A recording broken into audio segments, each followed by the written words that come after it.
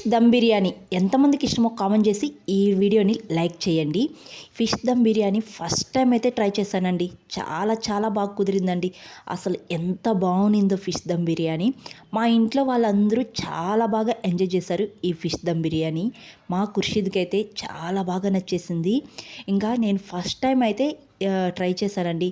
Sunday ఏదో ఒక special చేస్తూ ఉంటాను, ఇంట్లో అందరూ ఉంటారు కాబట్టి. ఇంకా ఈ సండే అయితే ఫిష్ దమ్ బిర్యానీ చేశాను. ఫిష్ దమ్ బిర్యానీ చేసేటప్పుడు ఏ ఫిష్ అయినా తీసుకోవచ్చు, కానీ ముళ్ళు తక్కువగా ఉండే ఫిష్ తీసుకుంటే చాలా బాగుంటుందన్నమాట బిర్యానీ. ఇంకా ఫిష్ దమ్ బిర్యానీ ఒక్కసారి ఇలా ట్రై చేసి చూడండి. ఫిష్కి కానీ రైస్కి కానీ మసాలా అనేది చాలా బాగా పడుతుంది. అసలు తినడానికి ఎంత టేస్ట్గా ఉన్నిందో ఈ ఫిష్ దమ్ బిర్యానీ. ఇంకా fish dum biryani first time నేను చేశాను కదండి. మా పిల్లలు అయితే చాలా బాగా ఎంజాయ్ చేశారు. మా పెద్ద బాబుకి అయితే చాలా బాగా నచ్చేసింది. ఇంకా అడిగి మరీ పెట్టించుకొని తిన్నాడు మా పెద్ద బాబు అయితే.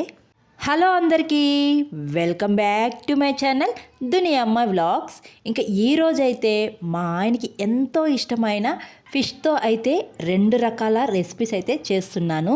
ఇంకా ఫస్ట్ ఒక రకం అయితే ఫిష్ పకోడా చేస్తున్నాను. తర్వాత రెండో రకం అయితే ఫిష్ బిర్యానీ అయితే చేస్తున్నానండి.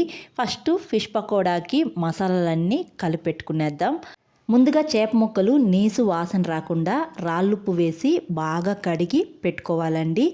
ఇప్పుడు ఈ చేప ముక్కల్ని పక్కన పెట్టుకొని ఒక ప్లేట్ తీసుకొని కార్న్ఫ్లవర్ 2-3 స్పూన్స్ వేసుకొని, తర్వాత రుచికి తగిన సాల్టు, 1 స్పూన్ అల్లం వెల్లుల్లి పేస్టు, తర్వాత ధనియాల పౌడర్, తర్వాత కారానికి తగ్గట్టు red chilli powder, 1/2 teaspoon పసుపు పొడి, ఇవన్నీ వేసుకొని 1 నిమ్మకాయ రసం కూడా వేసుకొని ఈ మసాలాలన్నీ బాగా కలుపుకునేయాలి.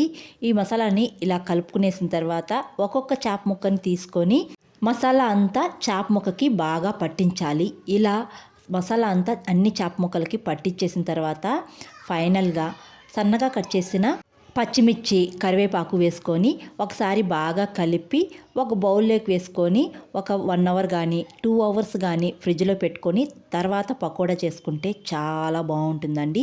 నేనైతే ఒక బౌల్లో పెట్టుకునేసి ఒక 3 అవర్స్ అయితే ఫ్రిడ్జ్లో అయితే పెట్టుకునేస్తున్నాను.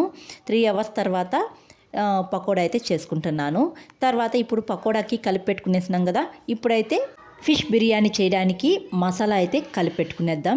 ముందుగా చేప ముక్కలను అయితే బాగా క్లీన్ చేసి పెట్టుకునేయాలండి. ఇప్పుడు ఈ చేప ముక్కలను పక్కన పెట్టుకొని ఒక బౌల్ తీసుకొని రెడ్ చిల్లీ పౌడర్ కారానికి తగ్గట్టు వేసుకొని, తర్వాత ధనియాల పౌడర్, సాల్టు, 1/2 టీ స్పూన్ పసుపు పొడి, తర్వాత నిమ్మరసం వేసుకొని బాగా కలుపుకునేయాలి. ఈ మసాలాని వాటర్ అస్సలు వేయకూడదండి, వాటర్ వేయకుండా కలుపుకోవాలి. తర్వాత ఈ మసాలాని ఒక్కొక్క చేప ముక్కకి బాగా పట్టించేయాలి.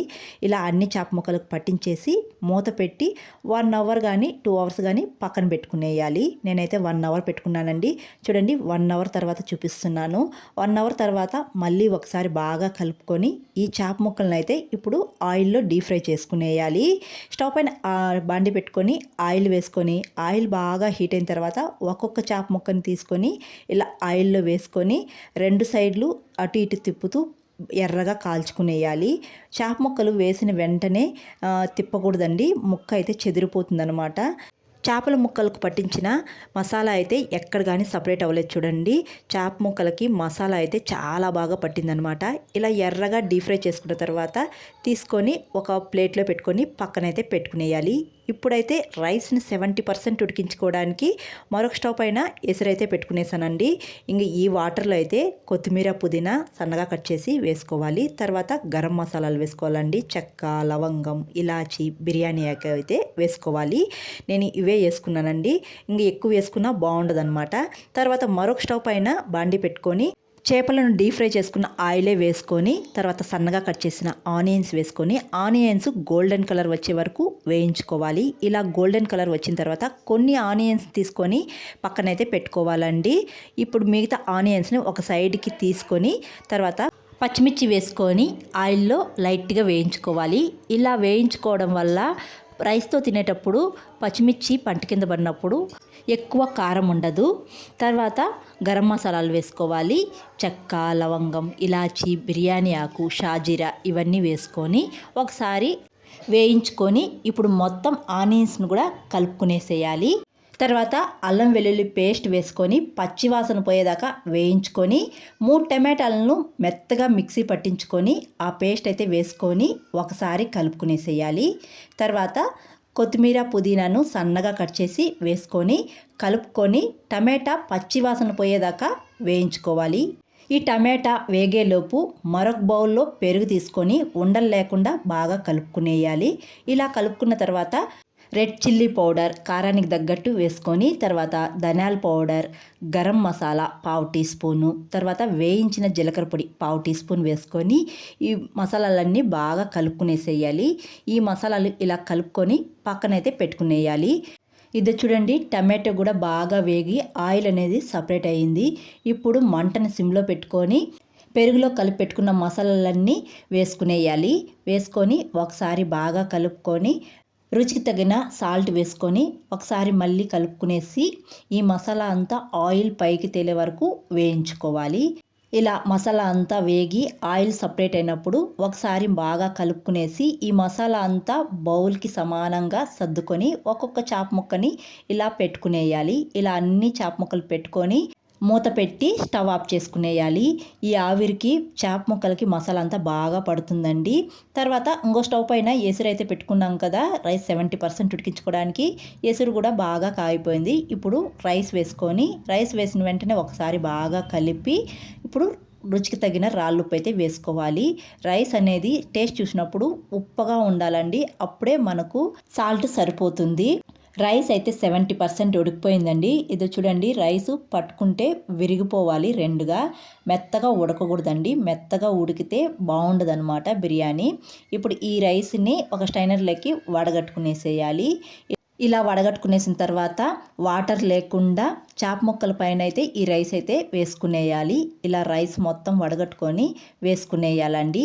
ఇలా వేసుకునేసిన తర్వాత ఫైనల్గా కొత్తిమీర పుదీనా సన్నగా కట్ చేసి వేసుకోవాలి. తర్వాత మనం ఫ్రైడ్ ఆనియన్స్ కొన్ని పక్కన పెట్టుకున్నాం కదా, అవి కూడా వేసుకునేసి తర్వాత నిమ్మరసం కొద్దిగా వేసుకొని తర్వాత నెయ్యి చుట్టూరా వేసుకునేసి ఫైనల్గా రైస్ ఉడికించిన వాటర్ కూడా చుట్టూరా వేసుకునేసి మూత పెట్టి ఇప్పుడు స్టవ్ పైన దమ్ చేసుకునేయాలి.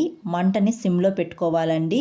సిమ్లో ఒక 15 నుంచి 20 నిమిషాలు దమ్ చేసుకోవాలి. మనం దమ్ చేసుకునేటప్పుడు రైస్ పైన ఏదైనా ఒక బరువు పెట్టి దమ్ చేసుకోవాలి, చుట్టూరా గాలిపోకుండా. నేనైతే 15 నిమిషాలు దమ్ చేసుకున్నానండి. ఇదో చూడండి, 15 నిమిషాల తర్వాత చూపిస్తున్నాను. రైస్ అయితే చాలా బాగా ఉడికిపోయింది. ఇప్పుడు మనం రైస్ని కింద నుంచి తీసేటప్పుడు కొద్దిగా మెల్లగా తీసుకోవాలన్నమాట. కింద మనకు చాప ముక్కలు ఉన్నాయి కదా, అవి విరిగిపోకుండా తీసుకోవాలి. ఇలా అంతేనండి, ఫిష్ దమ్ బిర్యానీ అయితే రెడీ అయిపోయిందనమాట. చాలా చాలా టేస్ట్గా ఉన్నిందండి. ఇలా దమ్ చేసుకున్నప్పుడు ఫిష్కి అయితే మసాలా అయితే చాలా బాగా పట్టిందండి. ఫిష్ అయితే తినడానికి చాలా బాగా ఉన్నింది.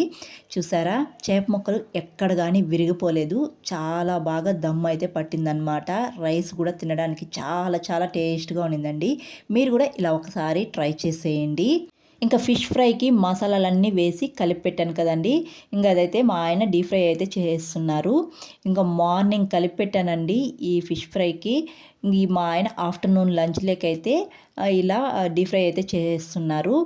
చాలా బాగుండింది ఫిష్ ఫ్రై కూడా. ఇద్దరు చూసారా, ఇంకా లాస్ట్లో వేసిన కరివేపాకు పచ్చిమిర్చి ఇవి ఆయిల్లో ఫ్రై చేసి ఈ చేపల ఫ్రైతో తింటూ ఉంటే చాలా బాగుండిందండి. ఇంకా మా పిల్లలు కూడా చాలా బాగా ఎంజాయ్ చేశారండి ఈ ఫిష్ ఫ్రైని.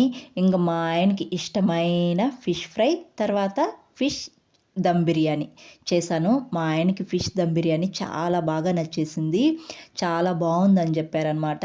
అయితే ఫిష్ దమ్ బిర్యానీలో ఫిష్ అయితే దమ్ చేసాం కదండి, చాలా బాగుంది తినడానికైతే. మీరు కూడా ఇలా ఒకసారి ట్రై చేసేయండి. వీడియో నచ్చితే ఒక లైక్ చేయడం అస్సలు మర్చిపోకండి. కొత్తగా ఎవరైనా మన ఛానల్ చూస్తా అంటే సబ్స్క్రైబ్ చేయండి. మీరు చేసే ఒక లైక్ నాకు మోర్ వీడియోస్ చేయడానికి ఎంకరేజింగ్గా ఉంటుందండి. అలాగే ఈ రెసిపీ మీకు నచ్చినట్టయితే మీ ఫ్రెండ్స్కి మీ రిలేటివ్స్కి షేర్ చేయండి. మరొక వీడియోలో మళ్ళీ కలుద్దాం. అంతవరకు to follow Duniya my vlogs. Thanks for watching. See you all. Bye.